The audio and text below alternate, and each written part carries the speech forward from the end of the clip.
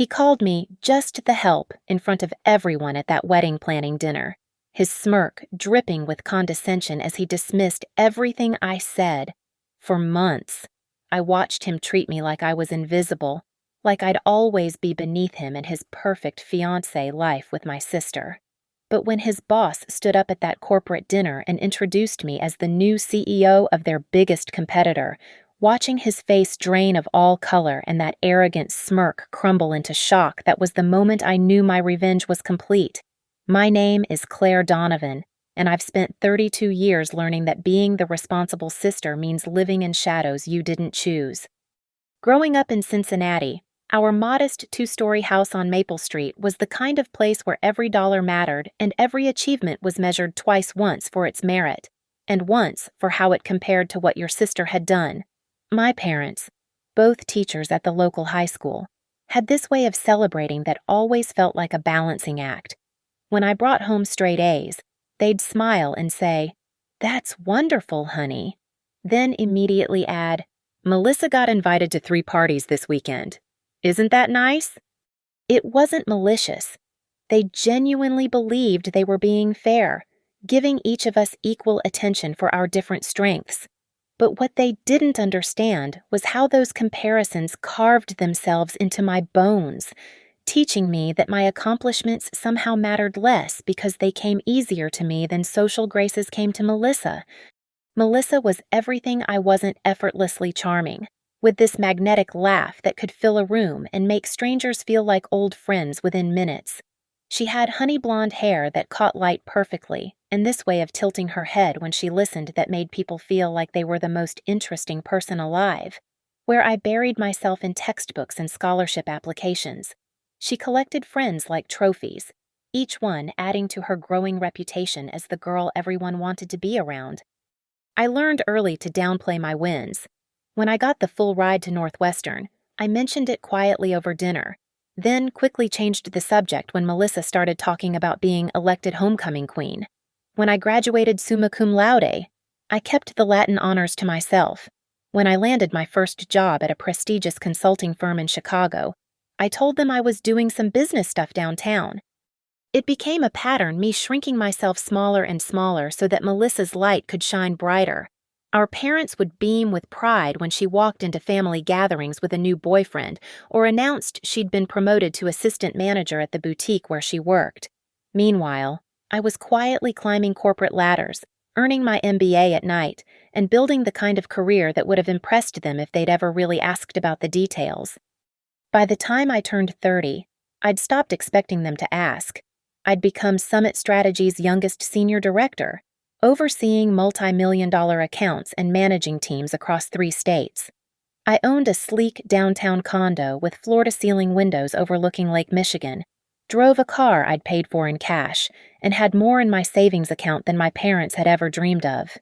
But at family dinners, I was still just Claire the quiet, serious one who worked too much and needed to find someone special like Melissa always does.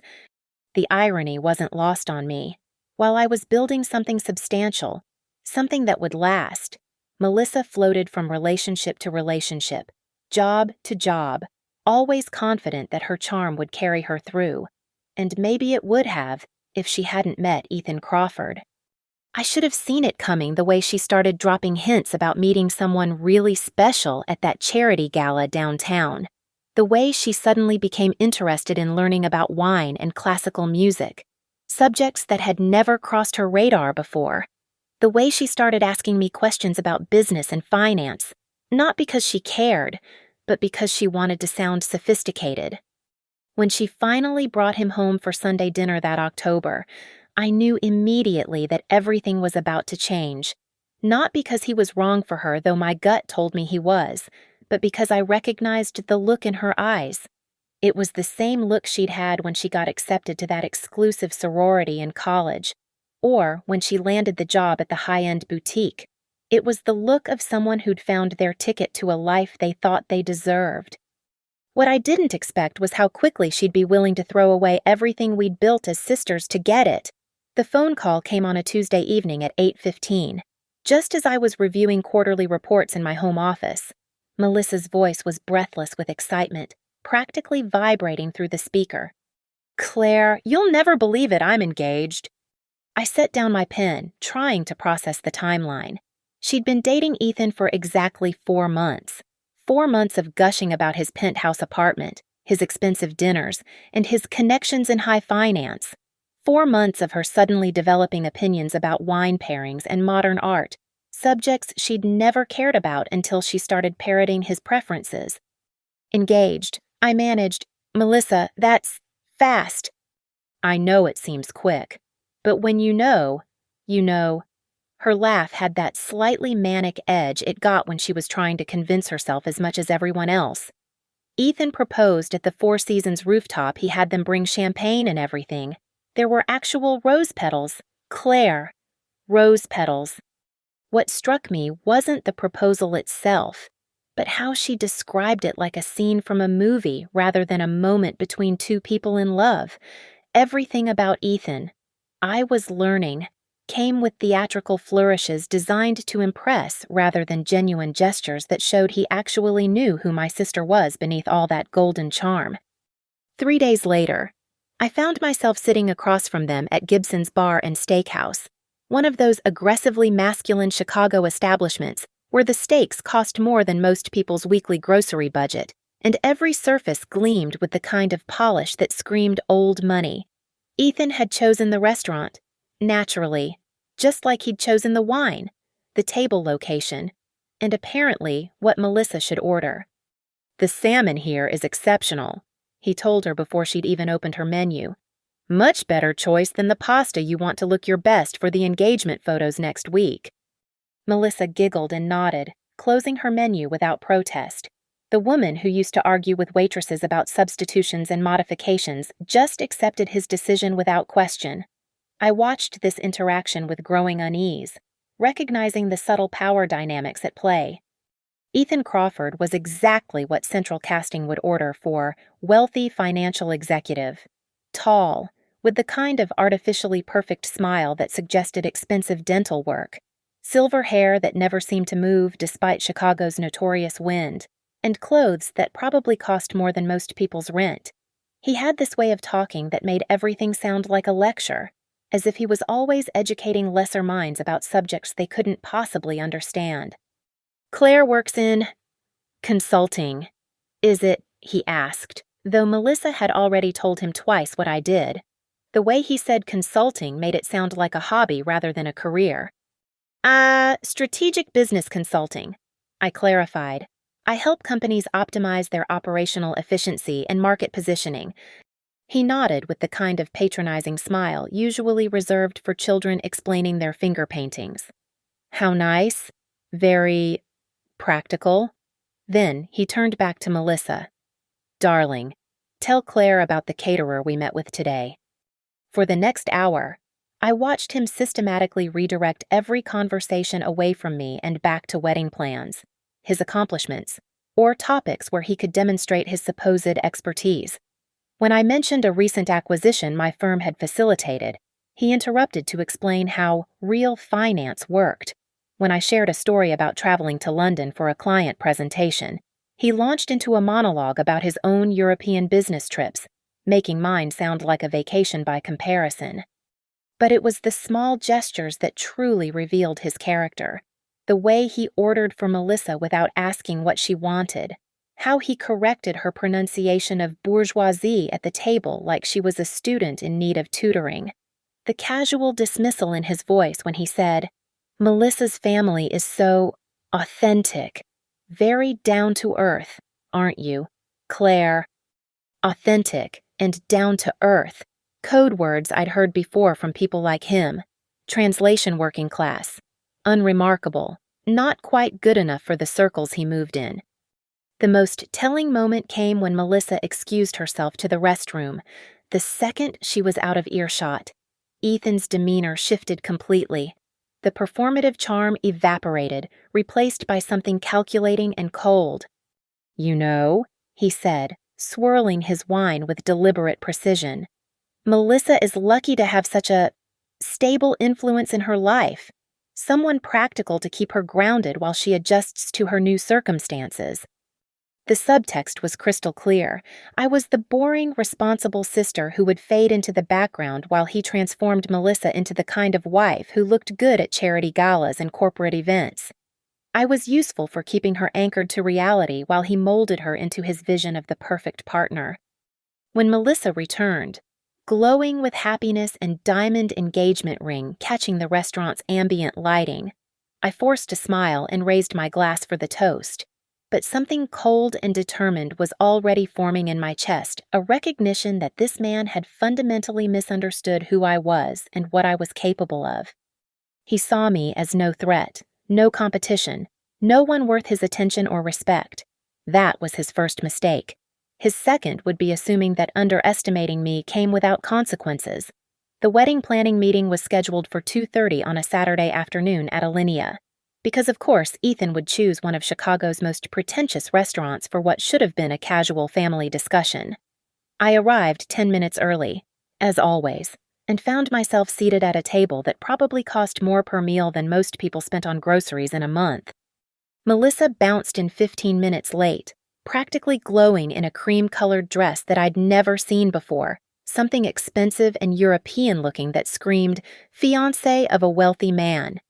Ethan followed behind her, checking his phone with the kind of self-importance that suggested the fate of global markets hung on his every text message. Claire. Melissa threw her arms around me, and for a moment, she felt like my little sister again instead of this polished stranger she was becoming. "I'm so excited you're here. We have so much to plan."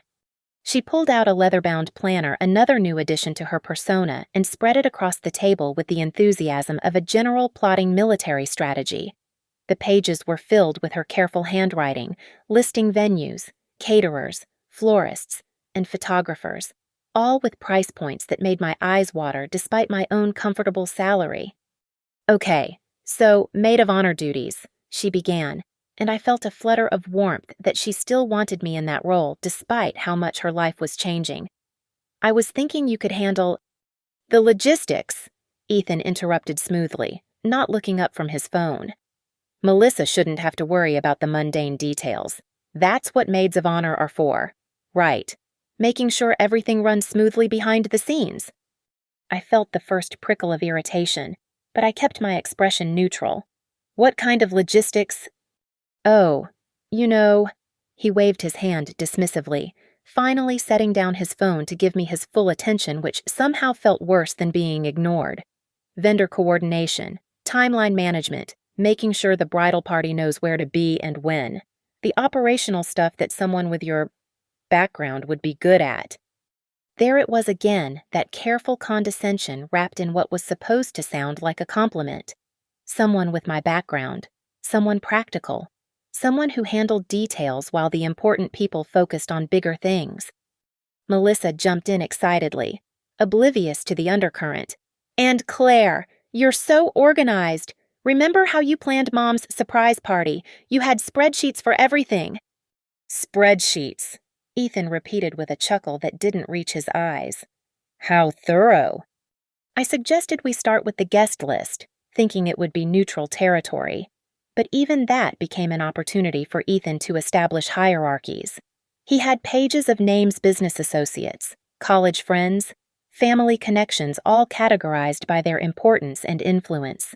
Melissa's list was shorter, filled with childhood friends and family members who were clearly being relegated to the B-list tier of his carefully orchestrated social event. "We'll need to seat your sister's people appropriately," he told Melissa, as if I wasn't sitting right there. "Nothing worse than mixing social circles inappropriately. Your family will be more comfortable with others from similar backgrounds." Similar backgrounds. Another euphemism. I watched Melissa nod along, either not catching the insult or choosing to ignore it. The sister who used to defend me fiercely in middle school when kids made fun of my thick glasses and serious demeanor was now sitting silently while her fiancé categorized our entire family as somehow lesser. When I suggested a local florist I knew who did beautiful work at reasonable prices, Ethan actually laughed out loud. "Reasonable prices, darling," he said to Melissa. "This is our wedding, not a backyard barbecue. We need stems and styles, they do all the society events. Cost isn't a factor when you're building memories that will last a lifetime. I bit back the observation that memories were built by the people you shared them with, not the price tag of the flowers they were standing near. The final straw came when we were discussing the reception timeline. I had pulled out my phone to take notes, thinking I could create a shared document to keep everyone organized, when Ethan glanced over and made a sound of amusement. "What?" I asked. "Nothing. It's just—" He gestured vaguely at my phone, my notepad, my pen. "You're so focused on the details. It's sweet, really, like having a personal assistant built right into the family." The blood rushed to my face, but before I could respond, he continued, "Honestly, Melissa, you're lucky to have someone who can handle all the behind-the-scenes work. Claire can manage the vendor communications, track RSVPs, coordinate with the wedding party, all the things that would stress you out unnecessarily. Think of it as having your own personal wedding coordinator, except she's free." He laughed at his own joke, and Melissa giggled along nervously. "That's perfect. Claire loves organizing things anyway, don't you, Claire?" I stared at them both, feeling something cold and hard crystallizing in my chest. In Ethan's mind, I wasn't a sister, a successful professional, or even a person deserving of basic respect. I was just the help useful for handling the tedious work that was beneath people like him, grateful to be included in their glamorous world even in a service capacity. "Of course," I said quietly, my voice steady despite the rage building inside me. "Happy to help with whatever you need." Ethan smiled that patronizing smile again, already turning his attention back to more important matters like debating whether the champagne reception should feature Dom Perignon or Cristal, a conversation I was clearly not qualified to participate in. I sat there for the remaining hour, taking notes like the good little assistant I'd apparently been relegated to being, while something dangerous and determined began taking shape in my mind. He thought he had me figured out, thought he could dismiss me and use me and never face any consequences. That was going to be his biggest mistake. The headhunter's call came 3 weeks after that humiliating lunch, on a Thursday morning at 9:45 while I was reviewing quarterly projections in my corner office at Summit Strategies. I almost didn't answer. The number was unfamiliar, and I was deep in analyzing market trends that could impact our clients' portfolios. "Claire Donovan, this is Margaret Sterling from Sterling Executive Search. I have a proposition that might interest you." Margaret Sterling. Even I knew that name. She was the kind of executive recruiter who only called when someone was about to have their entire career trajectory altered. Companies paid her 7-figure fees to poach top talent from competitors, and she was notoriously selective about the opportunities she presented. "I'm listening," I said, though part of me wondered if this was some kind of mistake. Summit Strategies was a respected firm, but we weren't exactly in the same league as the multinational corporations Margaret typically dealt with. "Everton Capital is looking for a new CEO. The board has been quietly searching for 6 months, and your name keeps coming up in our research. They're particularly interested in someone with your track record in strategic restructuring and market expansion." I nearly dropped the phone. Everton Capital wasn't just any financial firm, they were Crawford & Leeds' biggest competitor, the kind of powerhouse that made deals worth hundreds of millions and had offices in 12 countries. Their current CEO was retiring after building the company into one of the most influential investment firms in the Midwest. "I'm flattered, but I'm not sure I'm the right fit for—" "You've increased Summit's client portfolio by 300% in 4 years. Margaret interrupted smoothly. "You've successfully managed the Henderson acquisition, the Martindale expansion, and the Chicago-Milwaukee Corridor Development Project. The Everton board specifically requested someone who could navigate complex market challenges while maintaining ethical standards. Your reputation precedes you, Ms. Donovan." My reputation. Funny how some people saw my work history as impressive, while others saw me as useful only for handling logistics and taking notes. The contrast wasn't lost on me, especially with Ethan's condescending voice still echoing in my memory. "What would the timeline be?" I asked, my mind already racing through possibilities. "They'd like to meet with you next week. If things go well, They're hoping to make an announcement at the annual shareholders gala in 2 months. The position would start immediately following the announcement. 2 months. The shareholders gala that Ethan had mentioned during one of his many monologues about the financial industry's social calendar. The same event where he'd bragged about networking with the real power players and making connections that would elevate his career to the next level. I agreed to the meeting before I'd fully processed what I was doing. Something about the timing felt like more than coincidence. It felt like opportunity knocking with perfect, poetic timing. The following Tuesday, I found myself in the executive boardroom on the 42nd floor of the Everton building, facing 5 of the most influential people in Chicago's financial sector.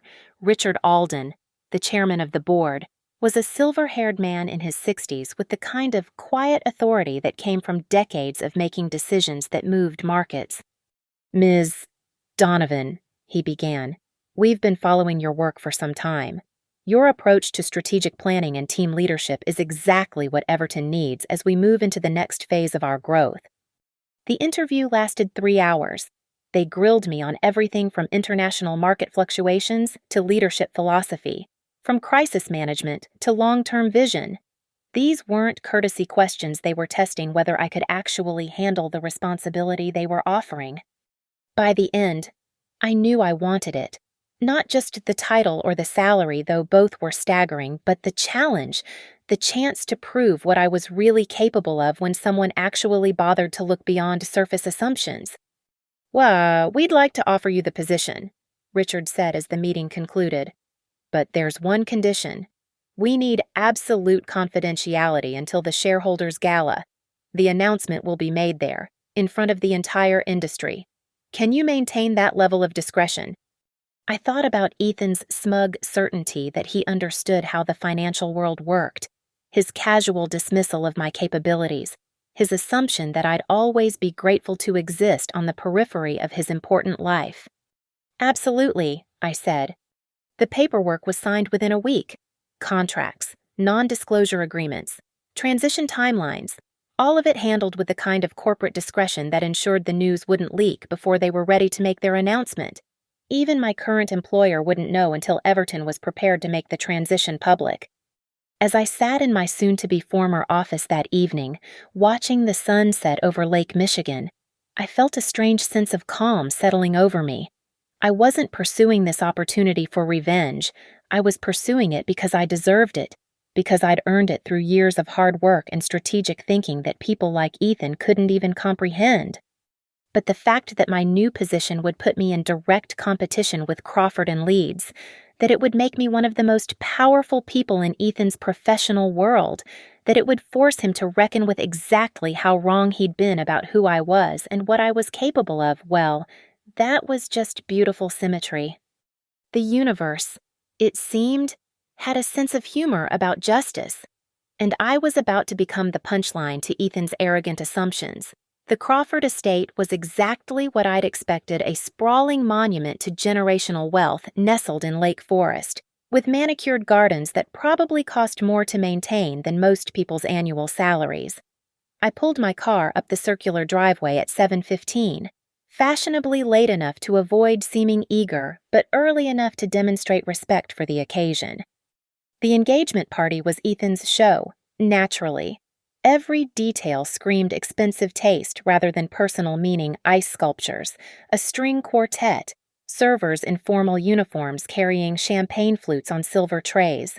It was the kind of event designed to impress rather than celebrate, more corporate networking opportunity than intimate gathering of loved ones.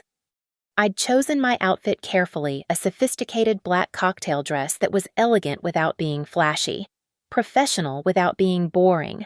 I wanted to look like exactly what I was: a successful woman who belonged in these circles, not the helpful sister relegated to handling logistics. Melissa looked radiant in a cream silk dress that probably cost more than my monthly mortgage payment, her engagement ring catching the light from the crystal chandeliers.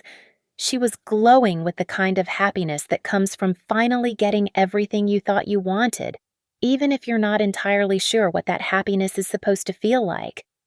"Oh, Claire." She rushed over the moment I walked in, champagne glass already in hand. I'm so glad you're here. Come meet some of Ethan's colleagues. They're all so interesting. She led me toward a cluster of men in expensive suits who were discussing market volatility with the kind of casual confidence that comes from never having worried about money. Ethan was at the center of the group, naturally, holding court about some recent deal his firm had closed. "Gentlemen, this is my fiancé's sister, Claire," he announced as we approached. "She's in consulting." The dismissive way he said consulting made it sound like I sold insurance door to door. The men nodded politely but without interest, the kind of acknowledgement you give to someone's +1 at a networking event. "What kind of consulting?" asked one of them, a heavy-set man with kind eyes who seemed genuinely curious. Before I could answer, Ethan jumped in. "Strategic business consulting. Very practical stuff helping smaller companies optimize their operations." He said it with the tone of someone explaining a child's lemonade stand to a group of bank presidents. "Actually," I began, but Ethan was already steering the conversation elsewhere. "The real excitement is in merger and acquisition work," he continued, launching into another monologue about Crawford and Leeds' recent successes. "We just closed a deal that will reshape the entire regional market landscape." I stood there listening to him take credit for work that involved dozens of people, watching him perform for an audience that hung on his every word, not because he was particularly insightful, but because his family name opened doors and his confidence suggested he belonged in rooms like this. The most telling moment came when a server approached our group carrying a tray of hors d'oeuvres.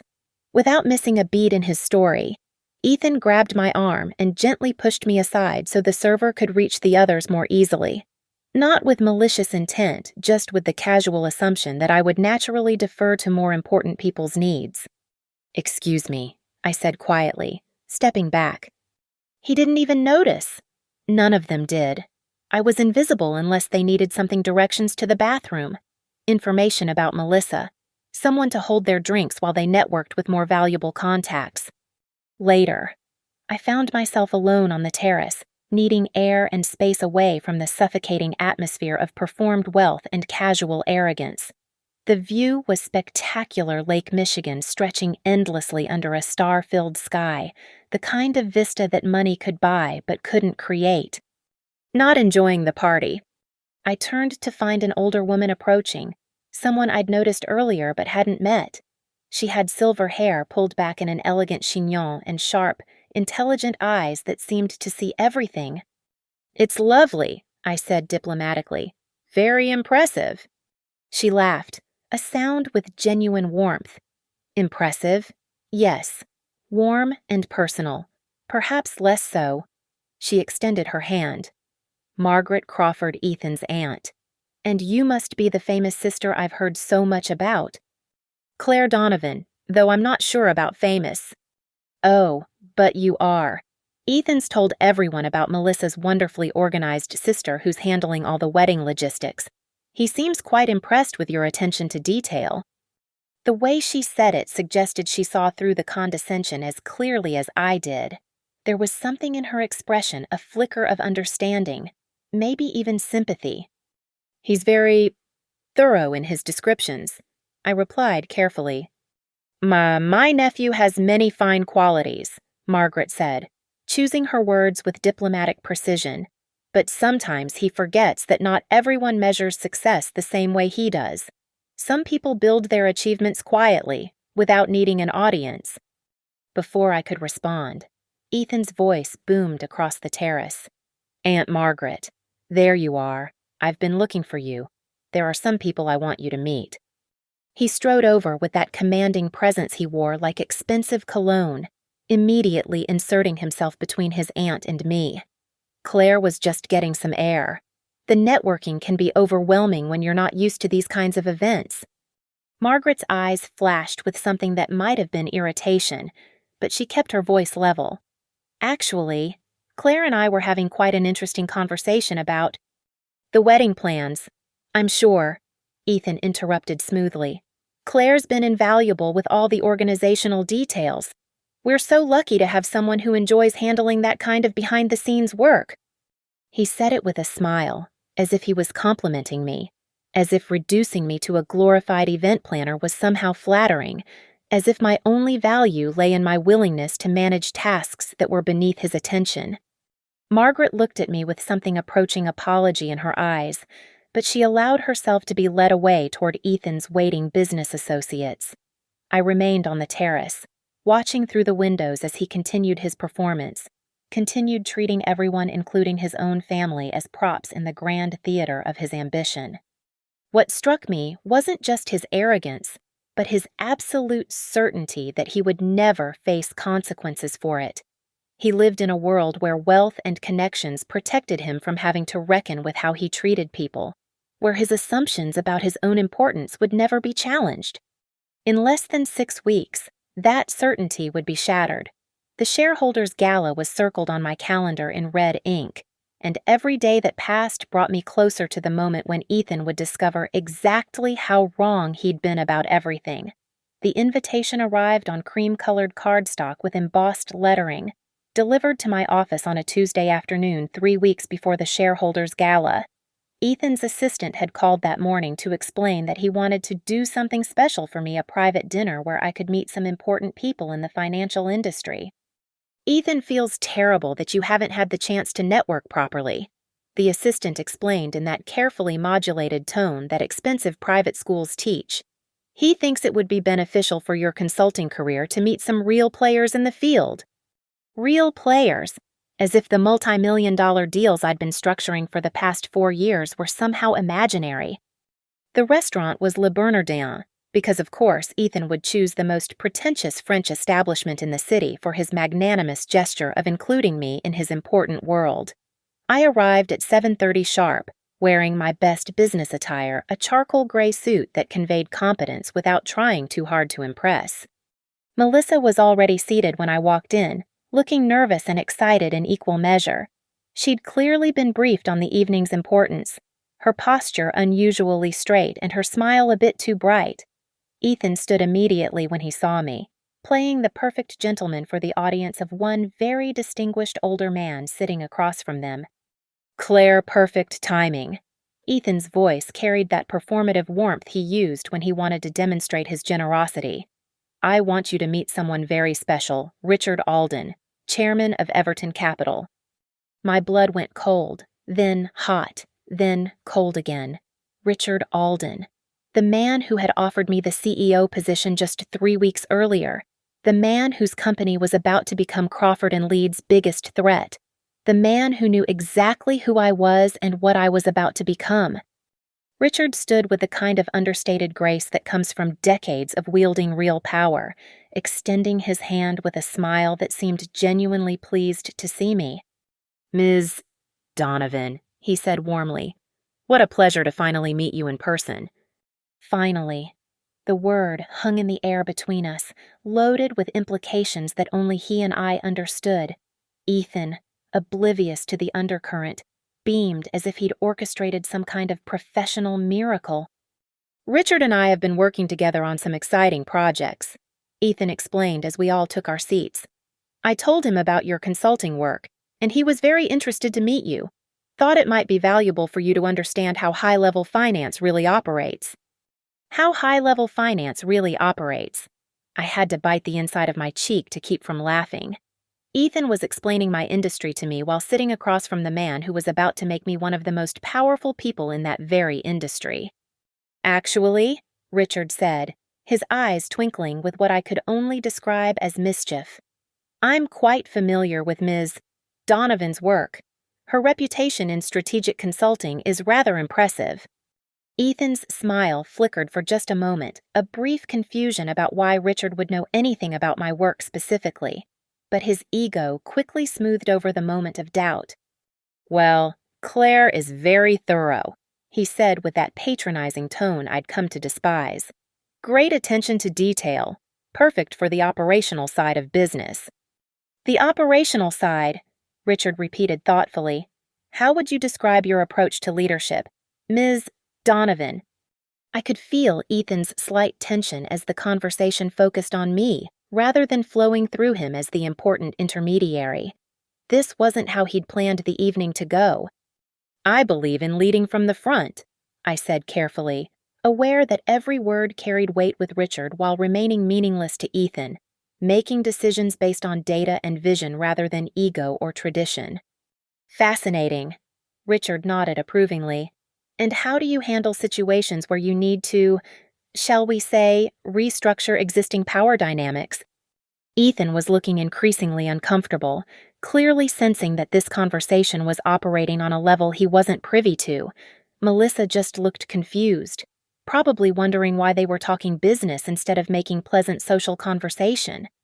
I find that competence eventually speaks louder than assumptions, I replied, meeting Richard's eyes directly. People who underestimate others based on surface impressions often find themselves surprised by the outcomes. Richard's smile broadened. Indeed they do. Which brings me to something I wanted to share with everyone this evening. He paused, letting the anticipation build. I'm delighted to announce that Everton Capital has found our new CEO, someone with exceptional qualifications and a vision that will take our company to unprecedented heights. Ethan leaned forward eagerly, probably hoping to hear about someone he could network with or impress. Melissa looked politely interested, the way she did when adults discussed topics she didn't really understand. The announcement will be made officially at next week's shareholders' gala, Richard continued, but I wanted to personally congratulate our new CEO this evening. He raised his wine glass, his eyes locked on mine. To Claire Donovan, who will be leading Everton Capital into its next chapter of growth and success. The silence that followed was deafening. Melissa's mouth fell open in shock. Ethan's face went through a rapid series of expressions: confusion, disbelief, and then something approaching panic as the implications hit him. I'm sorry. What? Ethan's voice was barely above a whisper. Claire is Everton's new chief executive officer, Richard said with evident satisfaction. She'll be taking over one of the most influential investment firms in the region. Quite an achievement, wouldn't you say? I watched Ethan's carefully constructed worldview crumble in real time. The sister he'd dismissed as just the help, the woman he'd relegated to handling wedding logistics and staying quiet while important people talked, was about to become more powerful in his industry than he would ever be. But how? He stammered, his usual confidence completely shattered. Merit, I said quietly, my voice steady despite the adrenaline coursing through my veins. Hard work, vision, the same way anyone earns a position like this. Melissa found her voice first, her shock giving way to something that looked like pride mixed with bewilderment. Claire, why didn't you tell me? Confidentiality agreements, I explained. The board insisted on complete discretion until the public announcement. Richard was watching Ethan with the kind of clinical interest usually reserved for studying particularly fascinating specimens. I take it this comes as a surprise to you. Mr. Crawford. Ethan opened his mouth, closed it, then opened it again like a fish gasping for air. For a man who prided himself on always having the right words, he was remarkably speechless. The evening that was supposed to be his generous gift to me, his charitable introduction of his fiancé's small-time sister to the big leagues, had just become the moment when he realized he'd been catastrophically wrong about everything. The confrontation came 45 minutes later, in the parking garage beneath Le Bernardin. I had just said goodbye to Richard and was walking toward my car when I heard footsteps echoing behind me, moving fast and purposeful. Claire, wait! Ethan's voice was sharp, stripped of all the performative charm he'd worn throughout dinner. When I turned around, his face was flushed with anger and something that looked uncomfortably like desperation. We need to talk.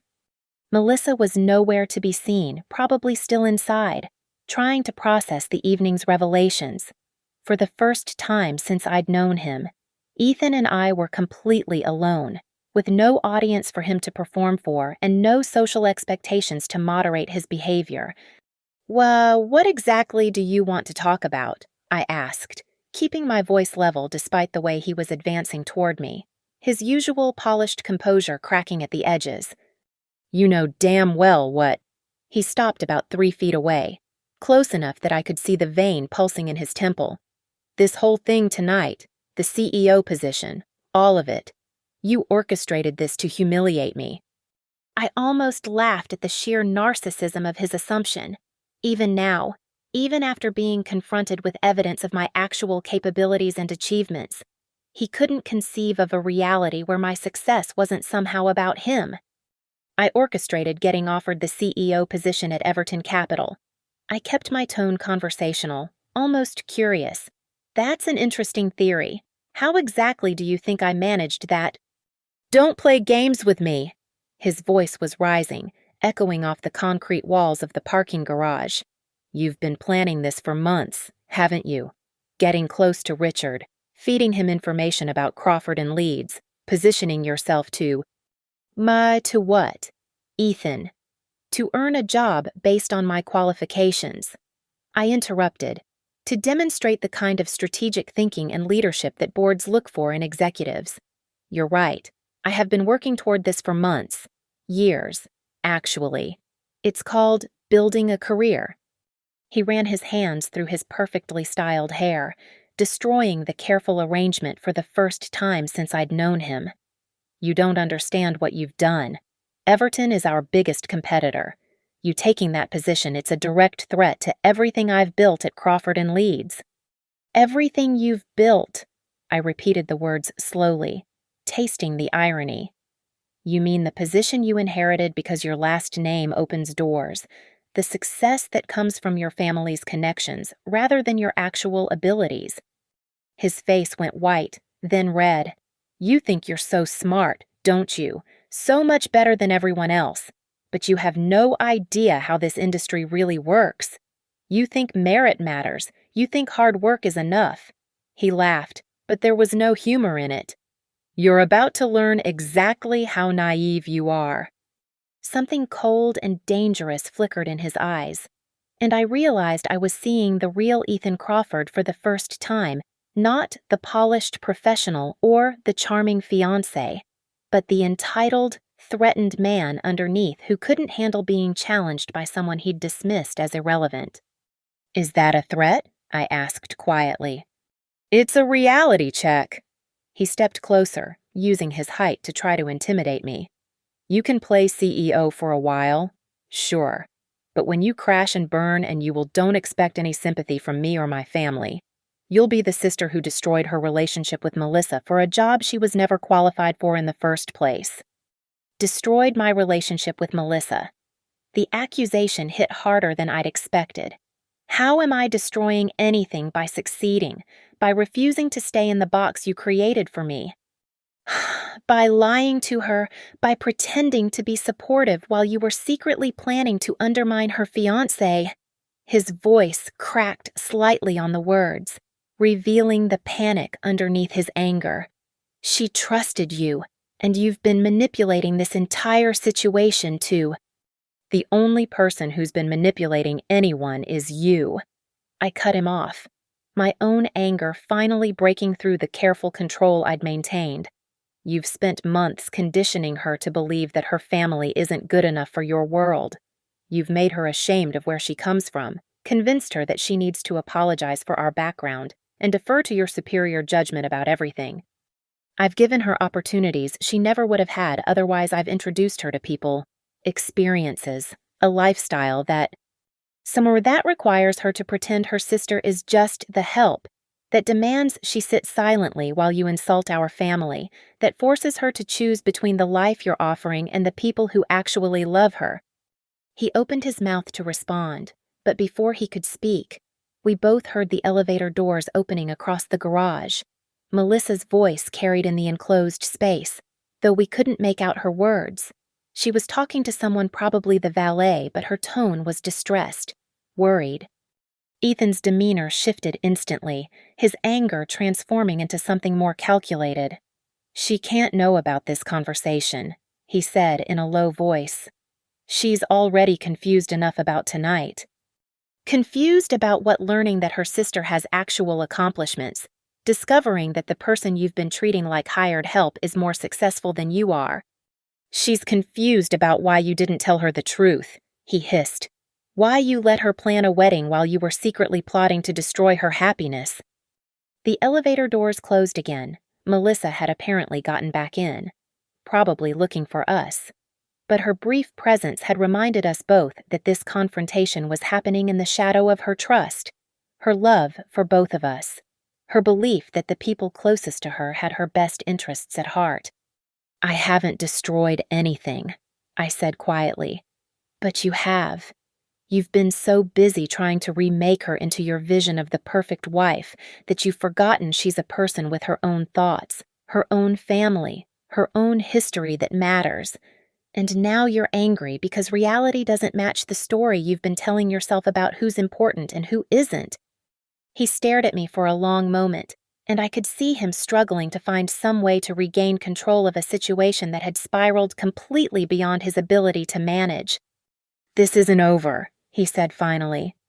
"You're right," I agreed. "It's not. But the next chapter is going to be very different from what you expected." The Everton Capital Shareholders Gala was held at the Palmer House Hilton in the grand ballroom where crystal chandeliers cast prismatic light across 500 of the most influential people in Chicago's financial district.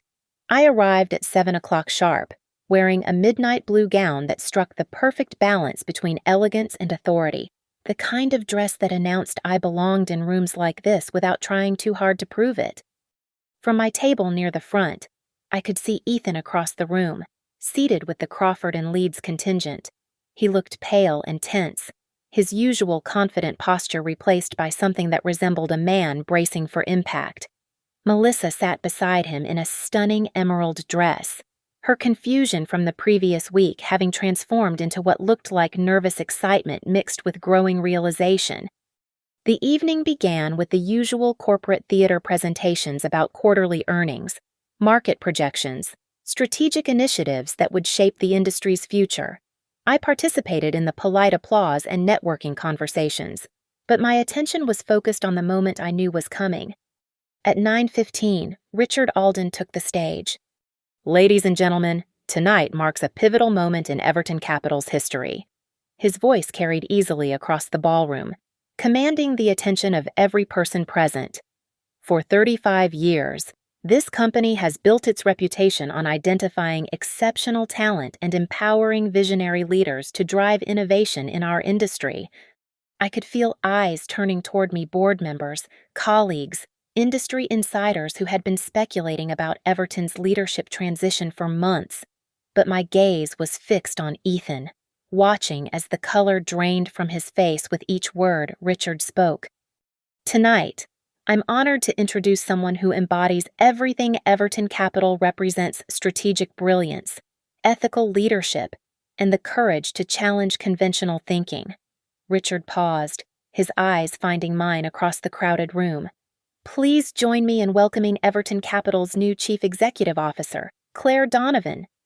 The applause was thunderous, 500 people rising to their feet in acknowledgement of what this appointment meant, not just for Everton, but for the industry itself. I stood slowly, my heart pounding but my expression calm, and made my way to the stage with the measured confidence of someone who had earned every step. Behind the podium, with the ballroom spread out before me like a sea of expectant faces, I could see everything with perfect clarity. Richard beaming with pride at his choice, board members nodding their approval, industry colleagues reassessing their assumptions about power and influence in our sector. And at table 12, Ethan Crawford sitting frozen in his chair while his entire worldview crumbled around him. The woman he had dismissed as just the help, the sister he had relegated to handling logistics and staying quiet during important conversations, was now standing above them all as one of the most powerful executives in their industry. "Thank you," I began, my voice carrying clearly through the ballroom's sound system. When I started my career 15 years ago, I learned early that success isn't determined by the volume of your voice or the connections of your family. It's built through consistent excellence, strategic thinking, and the courage to pursue opportunities that others might overlook. I spoke for 12 minutes about Everton's future, about innovation and integrity, about building teams that valued merit over politics. But underneath every word was a message meant specifically for one person in that audience. Assumptions have consequences, and underestimating people is a luxury that leaders cannot afford. When I finished, the standing ovation lasted nearly 3 minutes. Business cards were thrust into my hands. Congratulations flowed from every direction, and photographers captured the moment when Chicago's financial landscape shifted permanently. Later, as the evening wound down and clusters of executives continued their networking conversations, I found myself face to face with Melissa near the ballroom's entrance. She had been waiting for me, her expression a mixture of awe, confusion, and something that might have been the beginning of understanding. "Claire," she said quietly, "I owe you an apology." "You don't owe me anything, Melissa." "Yes, I do." Her voice was steady now, more certain than I'd heard it in months. "I let him make me believe that you were less than you are. I sat there while he dismissed you, while he treated you like you didn't matter, and I said nothing because I was so caught up in the fantasy of what he was offering me." She glanced back toward the ballroom, where Ethan was still sitting at their table, staring blankly at his untouched dessert. "I heard what he said in the parking garage last week, about destroying our relationship, about you not being qualified. I heard all of it."